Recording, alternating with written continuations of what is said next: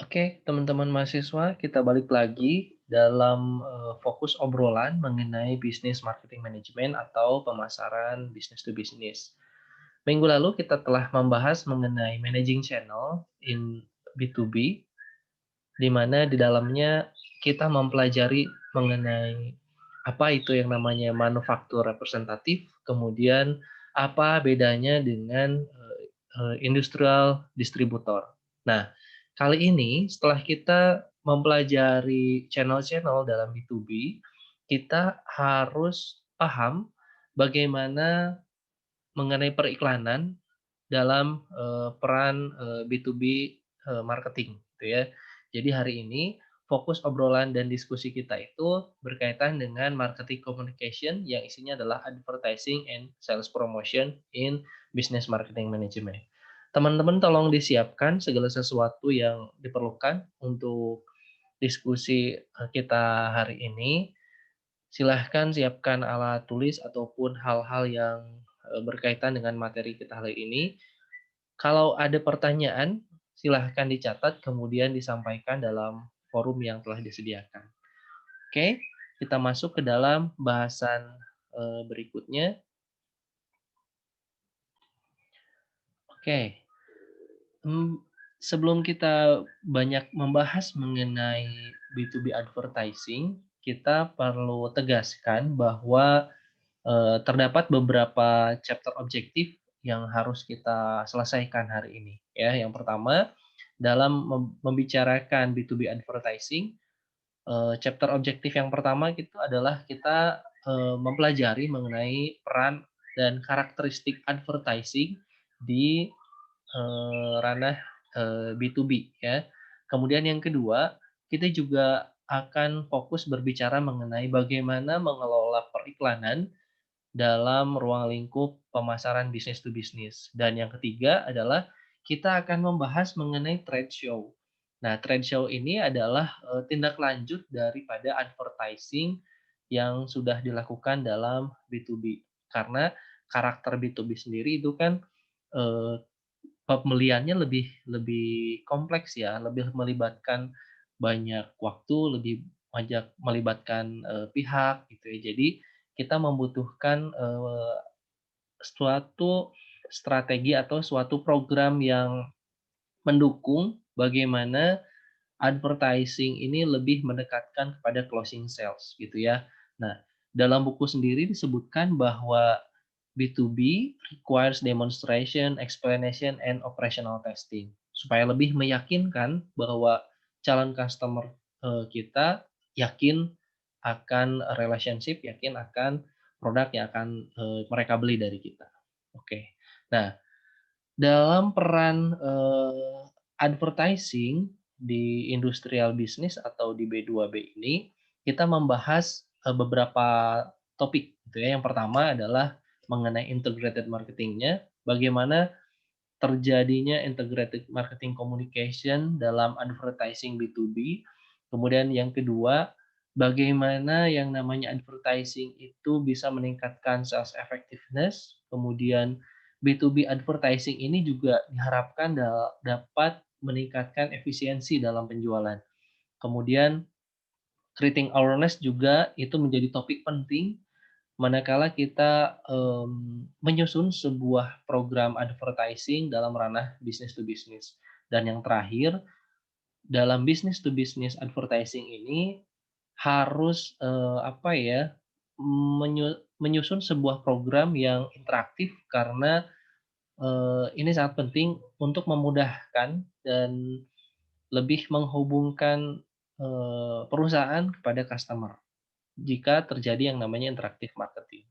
Nah, kemudian dalam managing advertising, sebetulnya tidak ada pola ataupun model yang, lebih tepat gitu ya. Namun pada umumnya terdapat beberapa tahapan gitu ya, nanti diperlihatkan dalam gambar, kita menggunakan, 5 tahap gitu ya. Ini adalah tahap yang paling sederhana dan tahap paling umum. Mulai dari setting objektif, kemudian penentuan, budget, kemudian pengemasan, message, kemudian pemilihan media dan evaluating Oke, berikutnya kita akan fokus lebih dalam membahas mengenai peran dan karakteristik advertising di B2B marketing. Nah, nih yang pertama adalah karakteristik periklanan dalam B2B yang pertama. Yang pertama adalah integrated communication program. The challenge for the business marketer is to create an advertising and sales promotion strategy that effectively blend with personal selling in order to meet sales and profit objective. Nah, di sana terdapat beberapa aktivitas ataupun program, yaitu ada advertising, ada sales promotion, dan ada personal selling. Nah, terdapat 3 aktivitas yang tergabung dalam sebuah program, makanya itu disebut sebagai integrated communication program atau komunikasi pemasaran terpadu, ya. Berikutnya, in addition, the advertising, online media, and sales promotion tools must be integrated. That is a comprehensive program of media and sales promotion method must be coordinated to achieve the desired result. Gitu. Nah, dalam periklanan B2B sendiri itu sangat direkomendasikan menggunakan program komunikasi pemasaran yang terpadu yang melibatkan banyak aktivitas. Contohnya tadi ada advertising, sales promotion, dan personal selling. Nah, di sini eh, advertising dan sales promotion biasanya digunakan bersamaan sebagai sebuah strategi komunikasi yang terintegrasi. Kemudian di-follow up oleh personal selling sebagai call to action untuk membuat closing sales gitu. Ya, jadi disebut terintegrasi karena melibatkan beberapa aktivitas dalam sebuah program, ya. Harus ditindaklanjuti yang namanya advertising itu dengan personal selling ataupun dengan aktivitas-aktivitas lain. Contohnya di sini advertising itu tidak bisa berdiri sendiri. Harus ada sales promo kemudian ditindaklanjuti dengan personal selling. Tadi disebutkan bahwa fungsi dari personal selling itu adalah sebagai follow up. Jadi ketika sudah dilakukan advertising, kemudian ada sales promotion, follow up oleh Salesforce-nya dengan cara melakukan personal selling, gitu ya. Oke. Kemudian yang kedua, karakteristik ataupun peran periklanan dalam marketing B2B itu adalah diharapkan dapat meningkatkan sales effectiveness gitu ya. Effective advertising can make personal selling more productive gitu. Jadi periklanan yang efektif itu dapat membuat personal selling itu lebih produktif lagi. Kalau advertising-nya tepat, advertising-nya pas, maka Salesforce akan lebih mudah dalam melakukan personal selling sehingga mereka lebih produktif.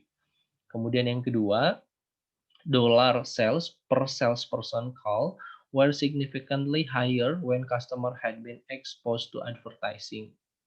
Nah, itu juga menyatakan keterangan bahwa eh, biaya untuk salesperson dengan advertising itu berbanding lurus ya.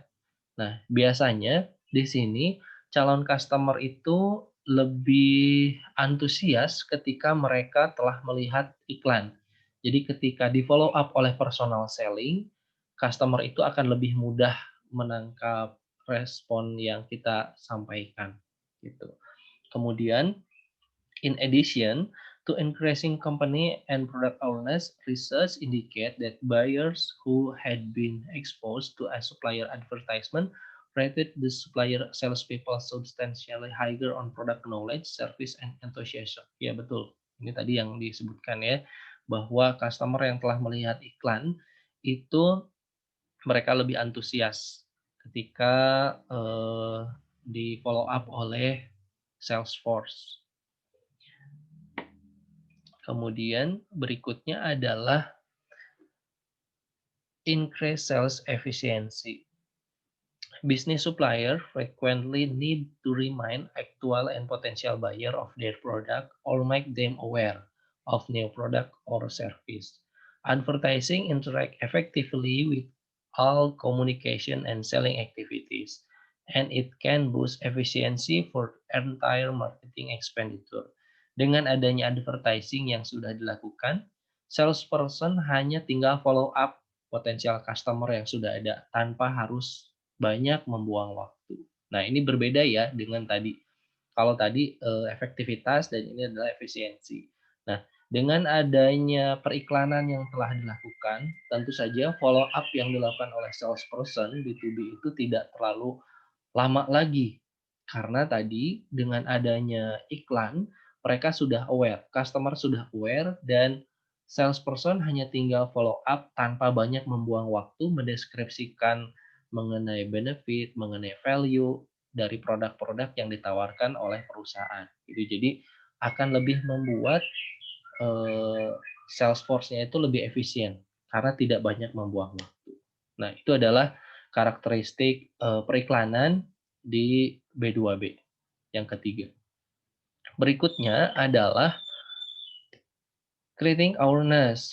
Ini adalah karakteristik dan peran dari advertising dalam B2B, yaitu adalah creating awareness. From a communication standpoint, the buying process take potential buyers sequentially from unawareness of a product or supplier to awareness, to brand preference, to conviction, and the last to actual purchasing. Nah, advertising ini dapat menciptakan awareness bagi customer. Advertising merupakan awal untuk menciptakan actual purchase, karena ini merupakan touch of point di mana customer akan merasakan appeal or not. Customer akan merasakan tertarik ataupun tidak. Nah, dari periklanan ini sangat penting ketika awareness ini kita sasar. Kita harus menyesuaikan calon customer kita itu mereka tertarik dalam hal apa. Target market kita itu mereka segmennya seperti apa gitu ya. Mereka perhatiannya dalam bidang apa dan periklanan yang disusun untuk mendapatkan awareness itu harus sesuai dengan concern-concern dari target market kita gitu ya. Jadi dengan awareness ini merupakan titik penting gitu ya untuk masuk ke dalam tahapan-tahapan berikutnya dalam proses pembelian gitu. Jadi sangat penting ketika periklanan ini bisa menciptakan sebuah awareness. Dan peran dari advertising dalam B2B yang terakhir itu adalah interactive marketing communication. Nah, tentu saja dengan kondisi seperti ini, kondisi pemasaran yang terjadi itu adalah harus dua arah ya. Karena sekarang paradigma yang muncul itu adalah customer is king gitu ya. Paradigma yang muncul itu adalah bahwa perusahaan saat ini yang membutuhkan customer, bukan customer yang membutuhkan perusahaan. Oleh karena itu harus terjadi komunikasi pemasaran yang interaktif. Ada dua arah, tidak hanya horizontal dari perusahaan kepada buyer ataupun customer, tapi juga harus ada feedback ataupun masukan dari customer kepada perusahaan. Itu adalah peran terakhir dari advertising di industrial business atau B2B marketing. Oke, dari kelima aspek yang kita bahas barusan, itu mencerminkan bahwa advertising itu sangat penting dalam pemasaran business to business. Dampaknya sangat besar gitu ya, sehingga menjadi sebuah perhatian yang harus difokuskan oleh para pemasar B2B. Harus dilakukan dengan sebaik mungkin karena dari segi biaya juga kan periklanan ini merupakan pos pengeluaran yang cukup besar. Nah, dari kelima aspek yang kita bahas dari peran advertising dalam B2B, terdapat beberapa hal yang tidak dapat dilakukan oleh advertising dalam pemasaran B2B. Nah, ini dia. To develop an effective communication program, the business marketing manager must blend all communication tool, baik itu online atau print format, into an integrated program using each tools where is most effective. Nah, jadi dari awal sudah ditekankan, dalam pemasaran B2B ini advertising itu tidak berdiri sendiri, tapi harus di-blend, harus digabungkan dengan communication tools yang lain, baik itu secara online ataupun secara cetak gitu ya. Advertising tidak dapat menggantikan personal selling ini. Advertising cannot substitute for effective personal selling. Karena advertising merupakan suplemen, support, dan komplement yang akan membuat kinerja personal selling lebih baik lagi. Kemudian, yang kedua, advertising cannot alone create product preference. Jadi yang namanya advertising sendiri gitu ya, bila mana program advertising itu sendirian gitu ya, itu tidak dapat menciptakan preferensi dalam industri B2B ini, dalam pemasaran B2B ini. Karena yang namanya B2B ini membutuhkan follow up lain. Jadi dalam pemasaran B2B ini kita tidak bisa mengandalkan advertising sebagai satu program yang berdiri sendiri. Harus ada program-program pendukung lain. Contohnya adalah selain iklan kita membutuhkan jelas tadi personal selling gitu ya sebagai follow up. Kemudian selain advertising juga kita membutuhkan demo gitu ya, demonstration ataupun explanation tadi yang dilakukan oleh personal selling, dan juga kita bisa apa ya, didukung dengan adanya test drive ataupun operational testing. Nah, itu adalah hal-hal yang tidak boleh dilakukan advertising. Jadi advertising itu tidak bisa menggantikan efektif personal selling. Personal selling itu harus tetap ada dalam setiap aktivitas pemasaran B2B. Dan yang kedua, advertising itu tidak dapat berdiri sendiri karena butuh bantuan dari program-program yang lain. Gitu ya. Jadi selain tadi ada 5 peran dari advertising yang sangat besar terhadap pemasaran B2B, tapi juga ada hal-hal yang tidak bisa dilakukan oleh advertising, yaitu adalah tidak bisa menggantikan personal selling dan advertising tidak bisa berdiri sendiri karena membutuhkan aktivitas-aktivitas yang lain, begitu. Nah, berikutnya akan kita bahas mengenai managing B2B advertising. Okay. The advertising decision model show the structural element involved in managing B2B advertising. The advertising decision process begin with formulating advertising objective, which are derived from marketing goal. The final and critical step is to evaluate the campaign effectiveness. Nah, ini adalah modelnya.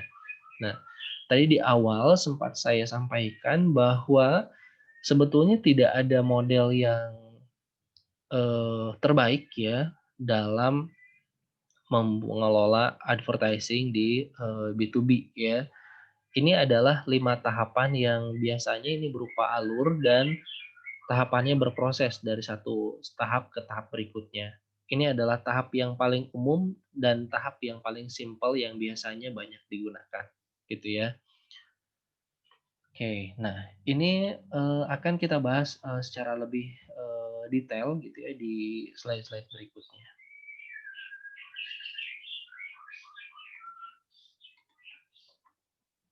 Oke, ini adalah tahap yang pertama ya.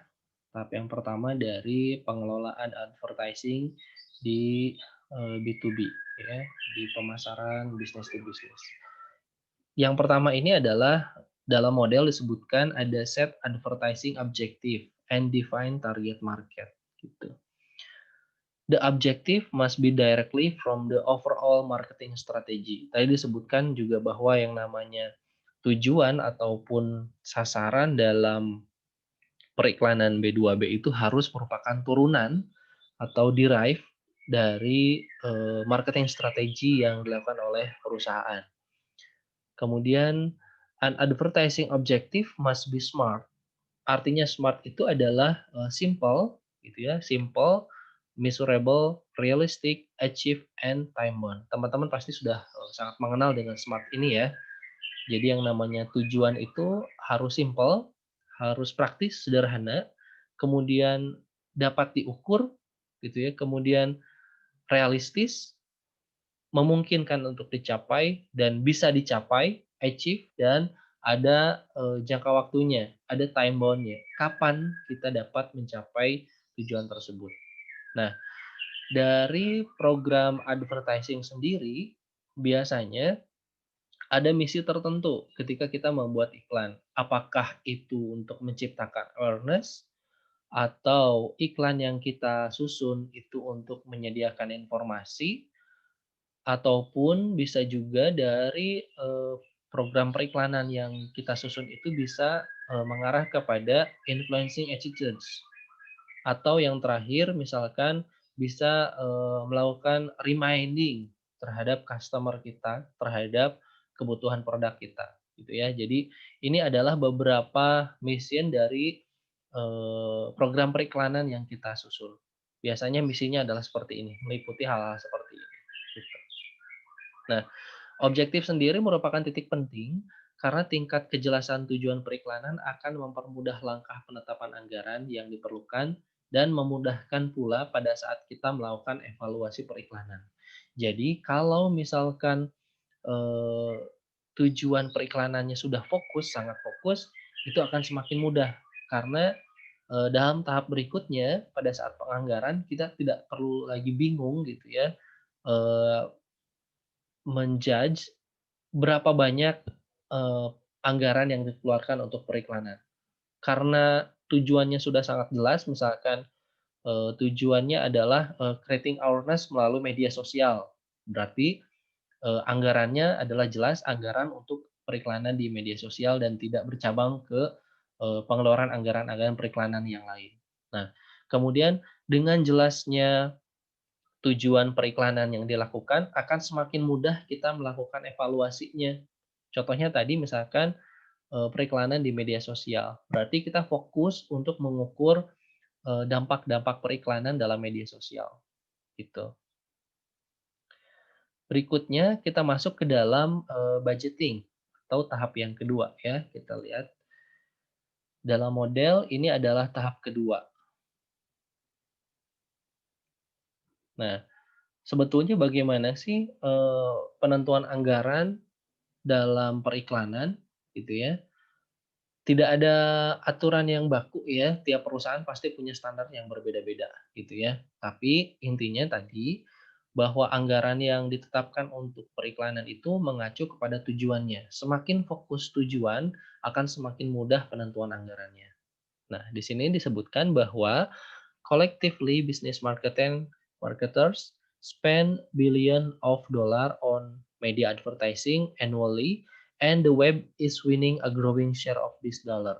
Nah, jadi di sini disebutkan bahwa anggaran itu harus secara annually, secara terus-menerus dan eh, saat ini katanya ya, web is a winning growing share of this dollar.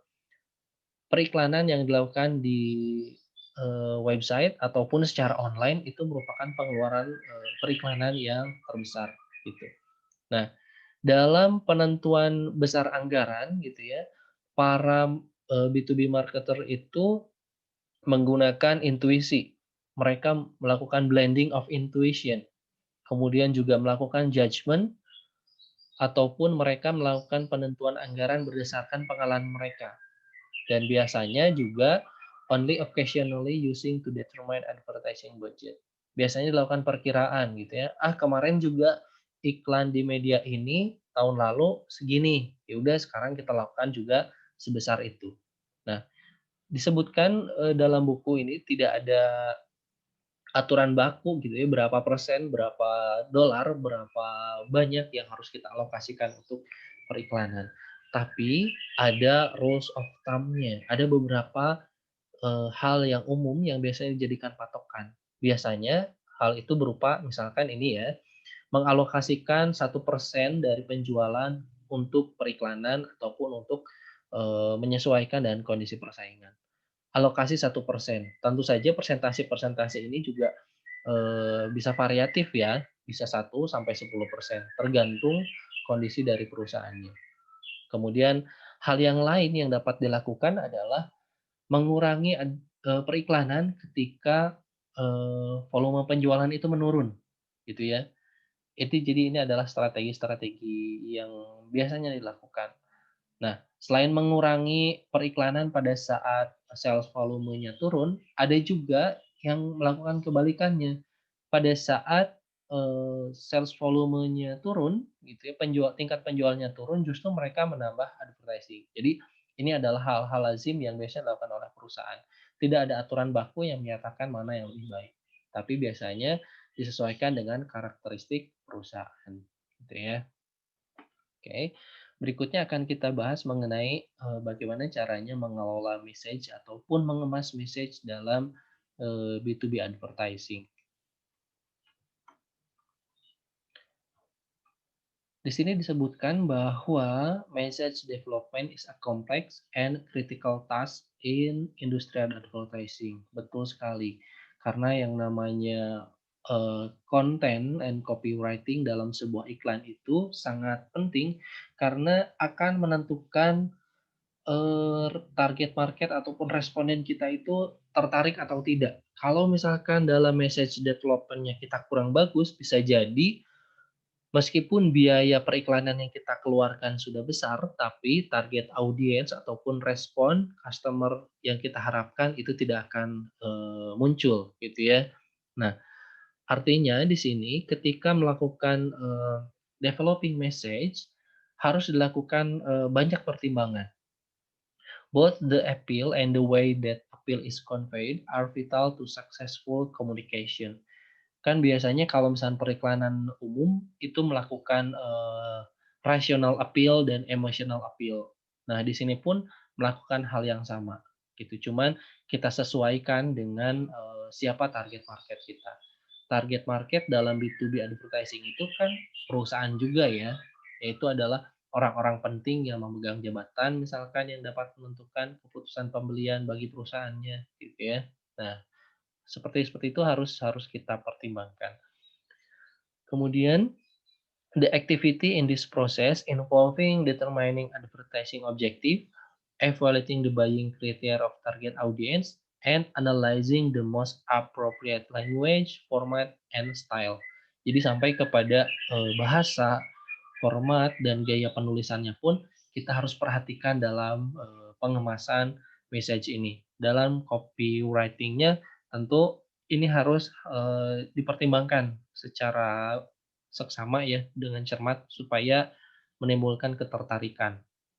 Nah, biasanya dalam periklanan di business to business itu menyasar kepada 3 hal gitu ya. Selain tadi pengemasannya dengan cara apapun gitu ya, biasanya ada 3 hal yang mereka sasar. Yang pertama adalah perception, kemudian focus on value, dan understanding buyer motivation gitu. Nah, yang pertama, perception ini adalah iklan yang kita kemas, pesan yang kita kemas itu harus mampu, menciptakan ketertarikan dari, customer kita. Decision makers-nya harus, attention terhadap pesan-pesan yang kita sampaikan. Nah, terdapat 2 elemen penting dalam perception itu, yaitu adalah attention and interpretation. Kita harus memperhatikan, kira-kira kita akan menarik attention-nya dengan cara apa. Kemudian kita juga harus bandingkan ketika, kita berada di customer, kemudian kita melihat iklan yang disampaikan, interpretasi kita itu seperti apa. Jangan sampai dalam mengemas pesan, itu kita hanya berperan sebagai, seorang penjual saja, seller saja, tapi kita harus ada di belakang juga, harus ada di depan juga gitu ya, bahwa kita harus posisikan bagaimana ketika kita menjadi seorang, customer. Hal itu akan, membantu meminimalisir misinterpretasi dari pesan yang disampaikan dalam iklan. Kemudian yang kedua, fokus on value. Ya, jelas. Yang namanya value ataupun benefit harus kita sampaikan dalam pesan-pesan periklanan. Karena ketika bicara business to business, business buyer itu membeli, value dan benefit, gitu ya. Value-nya seperti apa, benefit-nya seperti apa, mulai dari produknya sampai kepada layanan-layanan pendukungnya. Kemudian yang ketiga, fokus dalam message yang kita lakukan itu, eee, ini understanding buyer motivation, which product benefit are important to each group of buying influential. Jadi kita harus paham motivasi customer kita. Menurut mereka mana yang lebih penting, gitu ya.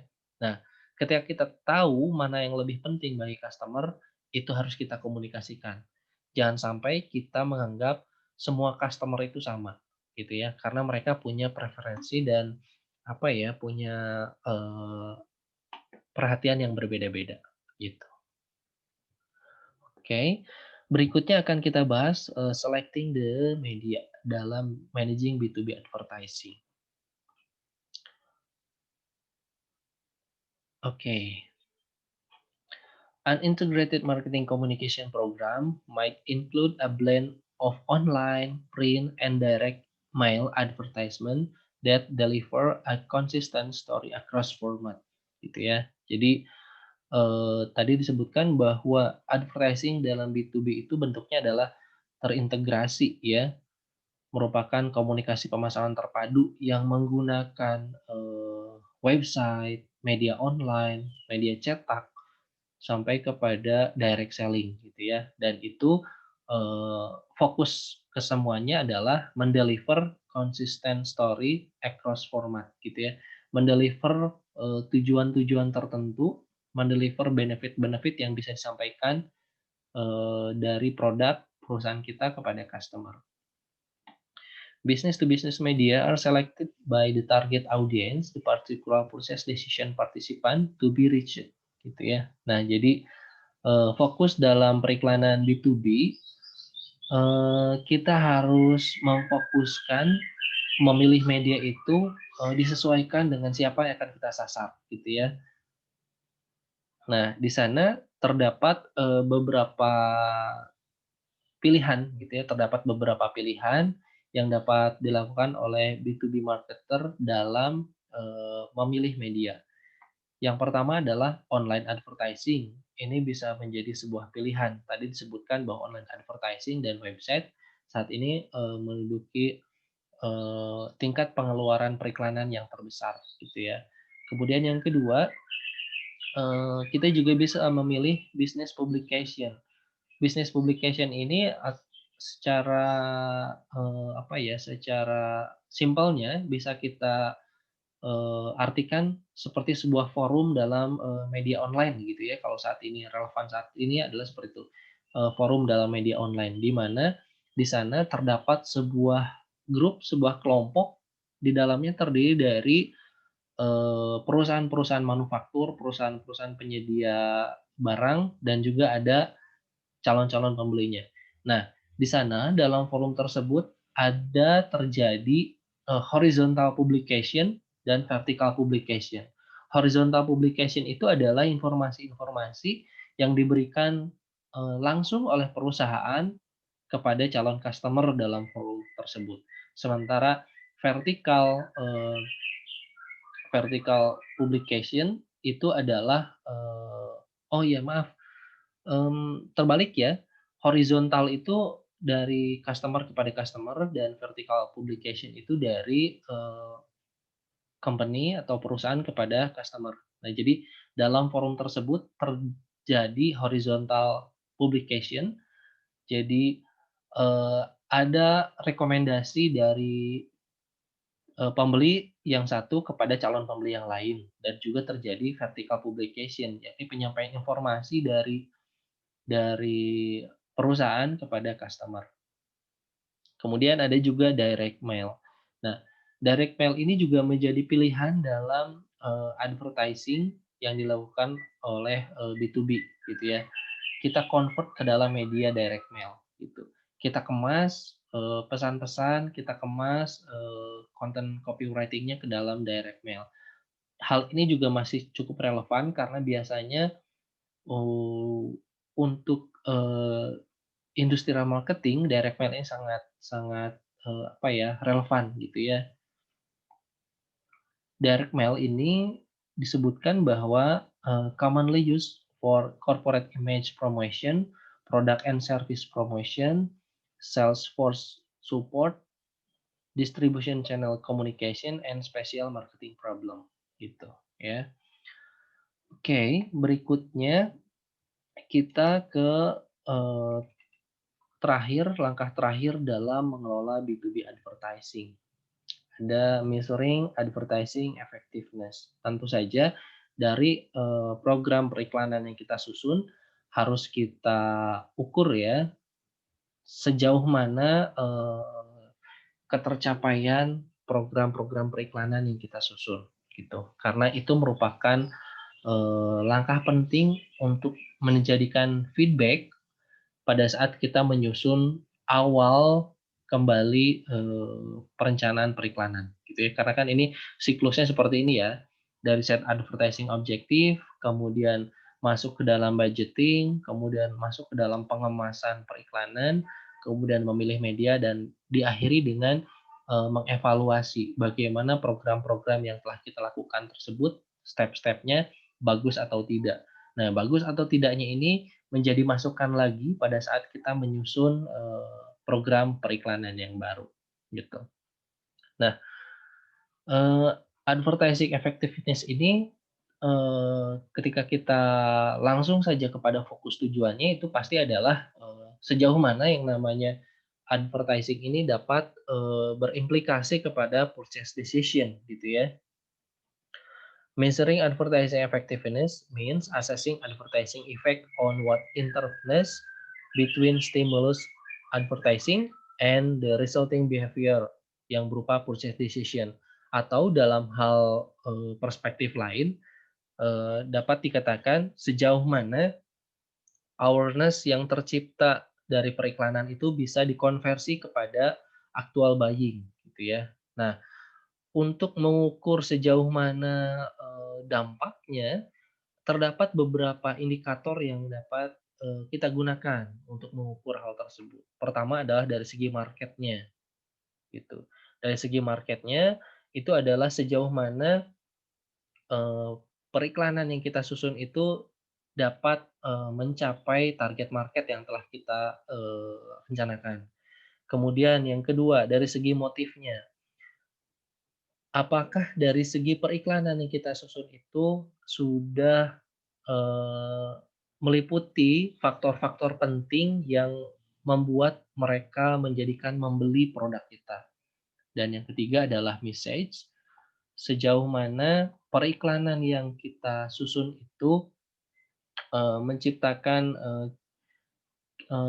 apa ya, menciptakan sebuah kunci penting dalam, mempengaruhi target market untuk membeli produk kita. Kemudian dari segi medianya, tingkat, eee, capaian sejauh mana media-media yang digunakan itu menjangkau target market. Dan yang terakhir adalah tingkat ketercapaian periklanan itu mampu, apa ya, tingkat periklanan itu mampu menghantarkan tujuan yang kita inginkan, gitu ya. Jadi, ini adalah indikator-indikator yang dapat kita gunakan ketika mengukur efektivitas dari sebuah periklanan. Kita ukur marketnya, sejauh mana, market itu dapat kita capai dengan periklanan, kemudian dari tingkat motivasinya, sejauh mana, motivasi yang bisa kita munculkan dari iklan yang kita bikin, kemudian yang ketiga dari segi message-nya, apakah pesan-pesan yang kita sampaikan itu bisa menjadi, key buying influential bagi customer, kemudian dari medianya, dengan media yang kita gunakan, apakah mampu meraih, target market secara maksimal, dan yang terakhir adalah, eee, result-nya. Apakah tujuan yang kita, harapkan dapat dipenuhi dengan program periklanan. Nah, itu adalah, bagaimana cara, mengukur efektivitas advertising yang kita lakukan. Nah, kemudian berikutnya adalah, trade show gitu ya. Nah, trade show.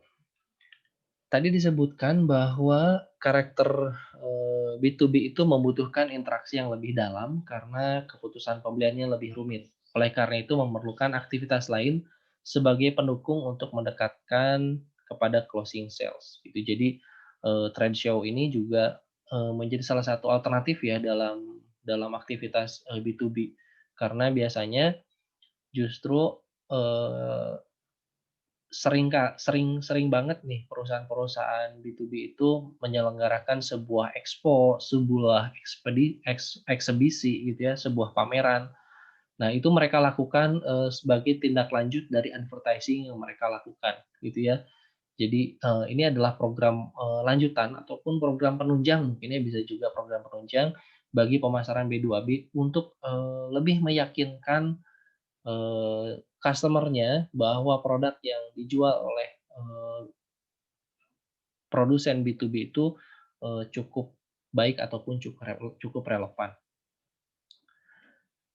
Nah, kemudian, disebutkan juga bahwa trade show itu adalah, sebuah strategi yang menguntungkan bagi perusahaan B2B. Karena yang pertama katanya di sana, an effective selling message can be delivered to a relative large and interested audience at one time. Jadi mereka hanya melakukan, 1 kali penyampaian pesan kepada, audiens yang sangat banyak dalam waktu yang bersamaan. Kemudian new product can be introduced at a mass audience. Jadi produk-produk baru itu dapat diluncurkan, dapat dikenalkan kepada audiens yang banyak, gitu. Dan yang ketiga, customer can get hands-on experience with the product in one-on-one selling situation, gitu. Jadi customer dengan adanya trade show ini ataupun expo ataupun pameran ini mendapatkan, pengalaman yang lebih karena mereka langsung berinteraksi dengan produk yang akan mereka beli, dengan produk yang akan mereka gunakan, dan langsung didampingi oleh, pihak-pihak perusahaan yang menjual. Kemudian melalui trade show ataupun pameran ini potensial customer can be identified gitu. Jadi sudah bisa dipastikan orang-orang yang hadir ke dalam sebuah pameran, sebuah eksebisi, sebuah trade show itu adalah potensial-potensial customer. Kenapa sih disebut potensial customer? Karena mereka sudah sangat jelas mereka yang hadir itu adalah mereka yang tertarik terhadap produk-produk perusahaan. Nah, kemudian dengan adanya trade show ataupun pameran ini bisa menciptakan, goodwill gitu ya, menciptakan goodwill, menciptakan citra perusahaan yang baik. Oke, teman-teman, ini sedikit yang bisa saya bahas, untuk, bahan diskusi kita topik advertising in B2B. Kalau ada hal-hal yang ingin ditanyakan, itu lebih baik, lebih bagus gitu ya, silahkan ditanyakan dalam forum yang sudah disediakan. Kemudian tolong lengkapi, pengetahuan-pengetahuan kalian dengan, melakukan browsing dalam materi-materi yang relevan seputar advertising di, B2B ini, gitu ya.